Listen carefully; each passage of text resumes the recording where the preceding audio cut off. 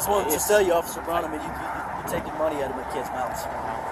Sorry. Or you're taking fruit out of my kids' mouths. Like I said, we believe right now that this is drug proceeds, illicit currency. Well, I'm going to prove to you that it's not. Perfect. For the lack of better terms, it's a scandal going on in this police department. Those words from former chief of the Laverne Police Department, Chip Davis, during a third-party investigation into the scandal that came to light in January. Immediately, 5 officers were fired for allegedly having sex on duty, sending nude photos of each other, not disclosing their relationships, and lying during an HR investigation. The first lines of a recent WTF Channel 5 article reads, "Shocking findings of sexual misconduct rocked the Laverne Police Department in 2023, which still aren't settled in court as the year closes." The article, as well as this segment on their broadcast, reveals that the Laverne, Tennessee Police Department, just southeast of Nashville, is involved in a huge sex scandal, as though this were some uncommon thing going on in and outside of the walls of the law enforcement community. A police chief and 5 officers fired. Earlier this year, we learned of a scandal within the Laverne Police Department. This after an audio recording of the former police chief came to light. Ask any law enforcement or emergency services individual that you personally know who's willing to be gut honest with you about the climate they find themselves involved in. You've got dispatchers and cops doing things on the clock, in the department parking lot, and in taxpayer-funded buildings that isn't necessarily in their job description. So the public is paying them while they're busy breaking up somebody's home or doing something crazy in a patrol vehicle. Well, the first time wasn't really on my watch. I just had to end it with the first scandal on second shift. But then this scandal is on my watch. Yeah. And I'm like, well, I'm supposed to be looking and seeing what's going on, and I don't know about this. And then I come here, and it's there's ring or whatever on second shift. Sexual deviancy and scandals are not at all uncommon in the ranks of the so-called protectors and servants of the people. Even if you don't know somebody personally within these organizations, just run a quick Google search. I just typed in sexual scandals in police departments and got all this. Time after time, salacious allegations end up being way more than just allegations. And it's not just Middle Tennessee. We're talking about dozens and dozens of police departments in almost every state in the union. Everything from consensual to criminal, even scandals involving minors. Now, consenting adults can do whatever they want. It's not a crime. You can be as nasty and unfaithful and deviant as you want. But on the clock, with taxpayer dollars, and the public is rightly outraged. And everybody can understand the outrage over wasting taxpayer money. But where's the outrage over their incessant road piracy operations that they continually launch against us every single day?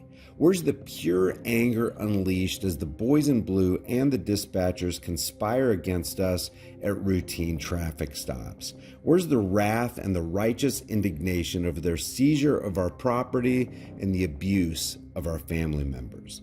Last week, I did a video exposing the fact that every sheriff in this country has aligned with Sheriff Jim Skinner from the National Sheriff's Association against every American as they beg the Texas government to let them continue their civil asset forfeiture policies against the rest of us.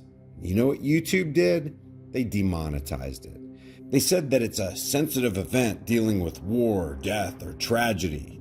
And in a real sense, that's exactly what it is. Civil asset forfeiture is a declaration of war by every sheriff on every single American. And this leads to untold tragedy and even death. So yeah, YouTube's right. They also say that this video is classified as, quote, content that is exploitative, dismissive of a sensitive event with significant social, cultural, or political impact, such as civil emergencies, natural disasters, public health emergencies, terrorism and related activities, conflict, or mass acts of violence. And on part of that, you really couldn't pay somebody to encapsulate the true nature of civil asset forfeiture better than that. Are some police agencies more concerned about making money off the drugs than stopping them? Well, at the center of this months-long investigation are laws that let officers pull you over looking for cash. And get this, they don't even have to charge you with a crime to keep your money. I just wanted to tell you, Officer Brown, I mean, you're taking money out of my kids' mouths.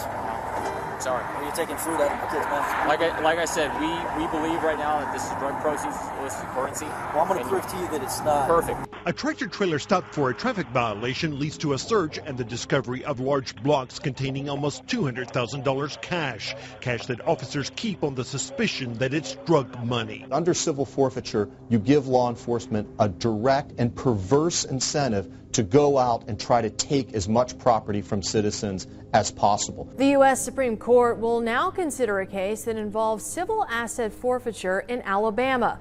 The state seized a woman's car after her son was arrested for marijuana possession during a traffic stop in Mobile County, and it took almost 2 years for the woman to get her car back. It's a way to make money for your task force, honestly. Well, you know, when you say make money, I guess it is a way for us to continue to fund our operation. In this video, I referenced this letter from Sheriff Skinner to Eye Patch McCain, Dan Red Flag Law Crenshaw, begging him to strike down H.R. 1525, which would severely limit forfeiture actions on behalf of the police department. Soon, I'll go over this letter in detail in another video because people need to realize that a war has been waged against them by an enemy who pretends to care about their safety and well-being. And they're waging this war using our tax dollars to do it. So while people are outraged over sex scandals within police departments, what they really should be angry about is that the people in these departments conspire daily against them as freedoms are attacked, property is stolen, and injustice is allowed to roam unhindered in our land. A new device used during traffic stops by the Oklahoma Highway Patrol is stirring up controversy. The device is called ERAT, or Electronic Recovery and Access to Data, and it allows troopers to temporarily seize money on prepaid debit cards. How does it work? During a traffic stop, if a trooper suspects a person may have money tied to some type of crime, the Highway Patrol can use ERAT to scan any cards the person has and freeze the money.